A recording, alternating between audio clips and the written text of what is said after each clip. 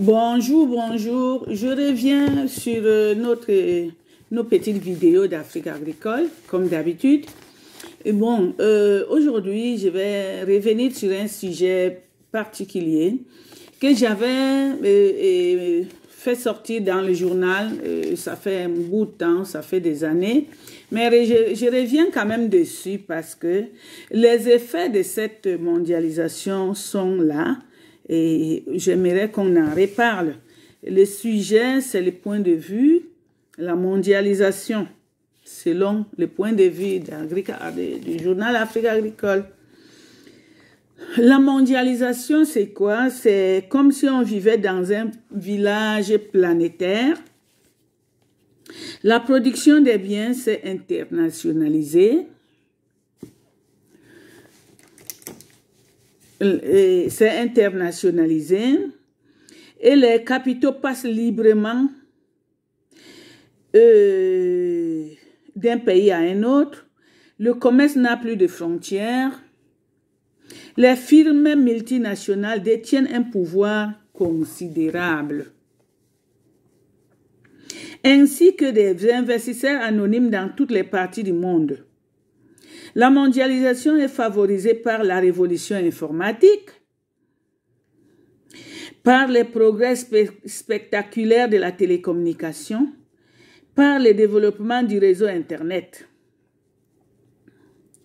Les partisans de la mondialisation estiment qu'elle ouvre des perspectives sans précédent aux humains. L'expansion fulgurante du commerce international stimule la production et l'efficacité ainsi que la création d'emplois. Si la mondialisation rend la vie de plus en plus difficile à un secteur de la société humaine, elle menace de plonger certaines parties du monde dans un dénuement total. Et pour la preuve, l'Afrique subsaharienne risque de subir les frais. Déjà, je peux dire que l'Afrique saharienne subit déjà les frais. Vu les difficultés qu'elle a à s'insérer dans les systèmes économiques mondiaux, à nouer des relations commerciales et à attirer les investisseurs. Ceci montre que les difficultés économiques peuvent se propager rapidement. La mondialisation rend les humains de plus en plus dépendants d'un système économique unique. Où que nous soyons, les phénomènes de contagion nous touchent de diverses manières.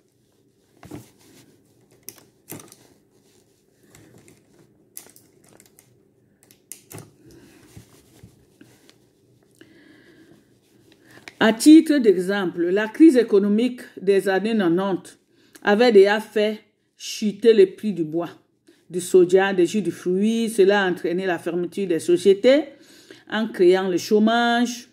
Les effets de la mondialisation sont encore amplifiés par le fait que les banques et les fonds des pays riches ont prêté et investi de grosses sommes sur le marché émergent.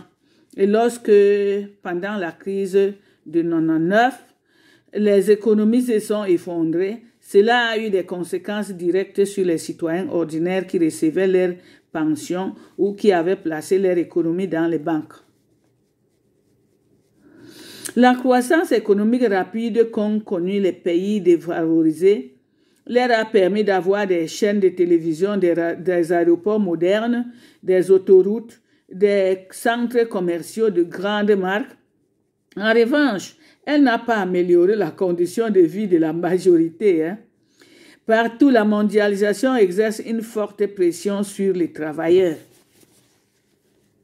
Elle incite en effet les gouvernements à attirer les investisseurs au moyen d'une main-d'œuvre bon marché, à attirer les salaires et les conditions de travail vers le bas.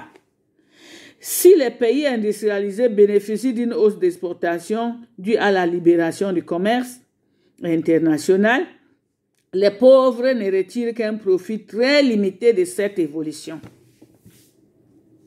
Cela engendre l'éclatement de la famille. Le tissu social est au bord de la rupture. La violence est omniprésente. Quelle est l'ampleur des inégalités? Il faut que les humains essayent de réfléchir à ça. Quelle est l'ampleur des inégalités? Elle entraîne une coopération internationale défectueuse, rend impossible la paix dans le monde tant que subsistera les inégalités économiques. Ces systèmes dressent les uns contre les autres. Une minorité prospérera, une majorité réduite à la pauvreté. Donc, on prend l'exemple des Africains de la diaspora, qui quand ils reviennent maintenant dans les pays, on parle de les empoisonnements, parce que ceux de la diaspora pensent que, et ceux de l'Afrique pensent que ceux de la diaspora sont dans les bonnes conditions. Quelle coopération internationale on peut avoir? C'est défectueux. C'est pour ça que, et franchement, la mondialisation commence à faire ses effets. Et s'adressent les uns contre les autres. Un instant, dans le 22e conférence mondiale de la Société pour le développement international, un assistant a dit qu'on assiste à une formidable lutte pour le pouvoir et des valeurs qui opposent d'un côté les habitants du globe, de toute la planète, et de l'autre côté les institutions économiques mondiales. L'issue de cette lutte déterminera probablement si le XXIe siècle doit avoir une plongée de notre espèce dans l'anarchie, l'avidité, la violence, la pauvreté, la destruction de l'environnement, ce qui peut aboutir à un désordre social tel qu'il n'a jamais eu sur la terre. J'ai repris cet article parce que c'est adapté selon les circonstances que nous vivons aujourd'hui. Parce que quand on va dans les YouTube, on entend qu'on empoisonne les gens de la diaspora. Ça ne doit pas nous étonner parce que on est dans une coopération qui est défectueuse, qui est difficile, ce qui fait que les uns pensent que les autres sont bien, les autres, ainsi de suite. C'est pour ça que j'ai revu la vidéo là au goût du jour. Et je m'arrête là pour aujourd'hui. Prochainement, on va lancer d'autres vidéos. Les gens qui me lisent peuvent cliquer sur abonner. Ça m'encourage de continuer à faire. Et puis, ils peuvent me dire dans quelle partie du monde ils sont. Ça me permet de voir l'auditoire et savoir que je suis écoutée dans beaucoup de pays.